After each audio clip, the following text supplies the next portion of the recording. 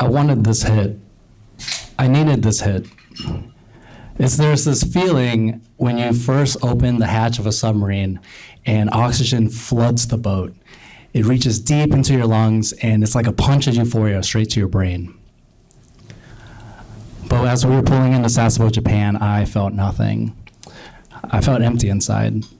Because 2 weeks prior to that, my wife, the woman I'd known for 9 years and the mother of my child, told me she wanted a divorce out of the blue. She found someone else while I was deployed underwater. And she told me this while the first night we were pulled into port, and I was laying in bed, in a bunk bed, in the dark, waiting for her to text me back. So we pulled into Sasebo, Japan, and I had no plans. And I just tagged along with two of my more senior, slightly more responsible submarine friends. And they got this hotel at a Dutch amusement park called Huis Bosch, which is this weird and amazing place where there are more employees than there are guests. So the lines are super short. We get there around 5 p.m. and we're about 3 sheets to the wind, which is a sailor term for drunk. And we're running through each part of the parks. We're singing and dancing throughout, and we finally get to our hotel where we can reset our phones. I realize we hadn't eaten anything, and all the hotels or all the restaurants were closed in the park. But our friends right outside the park at the Nico Nico Hotel said they had a kitchen open. And the Nico Nico is crawling with U.S. submariners, and as we get there, there's no kitchen open. So we decided to keep the party rolling.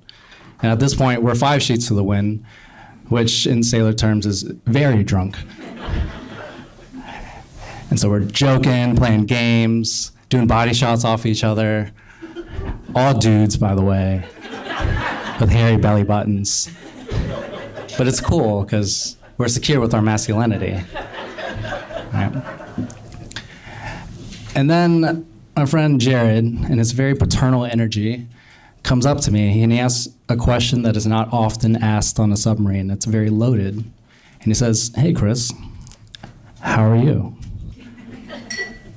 And I immediately start bawling. I crumble into his arms and I say, "I'm not good, man." So we take the conversation outside. And if you zoom out, under the full moon of the hotel courtyard, it's like a circus of U.S. submariners running and jumping on each other. But then you zoom in on this white gazebo, and it's me becoming completely unwound and opening my soul up to Jared and Calvin, who are two actually more senior submariners and much more mature. And after I unload on them and I wipe the tears from my face, they tell me simply, "Hey, that's rough, man, but we'll always be there for you." But then I realize it's about 11 p.m. and I need to get back to my hotel. We lost Ryan and we lost our way back to the road.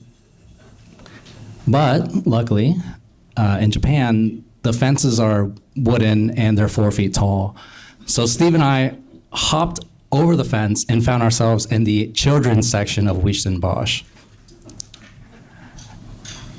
And at that point, there are no guests and there are no employees.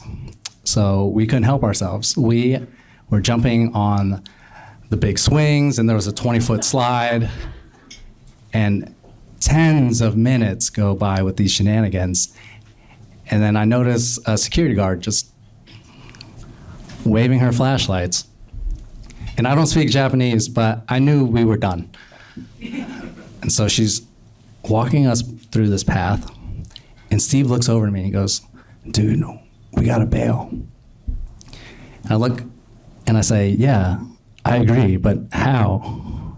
So I look over to my left, and he's 50 feet away from me. So I start sprinting.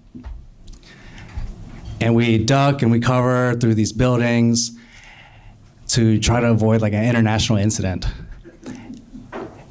And we run from one set of cops, from another set of cops, and we hop a bunch of more fences in the dark. We start going up this residential area and find ourselves in this huge grassy field. And Steve stops and he says, dude, we're totally lost. We're gonna have to hunker down here for the night.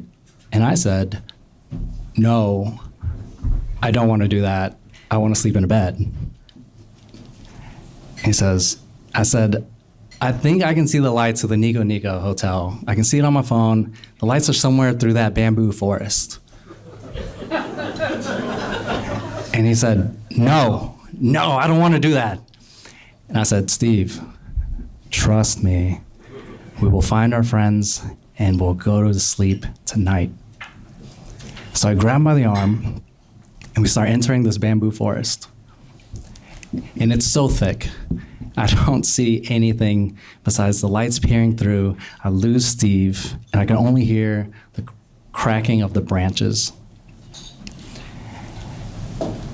And out of nowhere, the ground slips from under me and my bones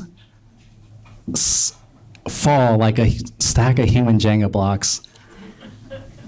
It kind of felt like when someone slams a slab of meat onto the ground.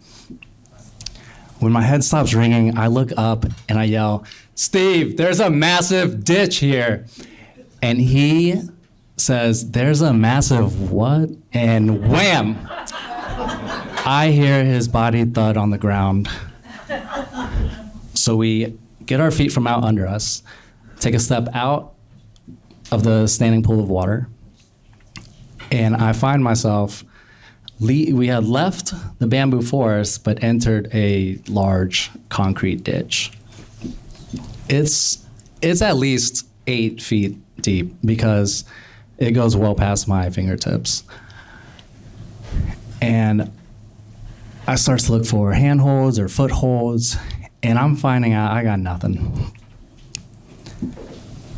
And desperation starts to sink in as I realize it's too smooth and too tall to climb out of.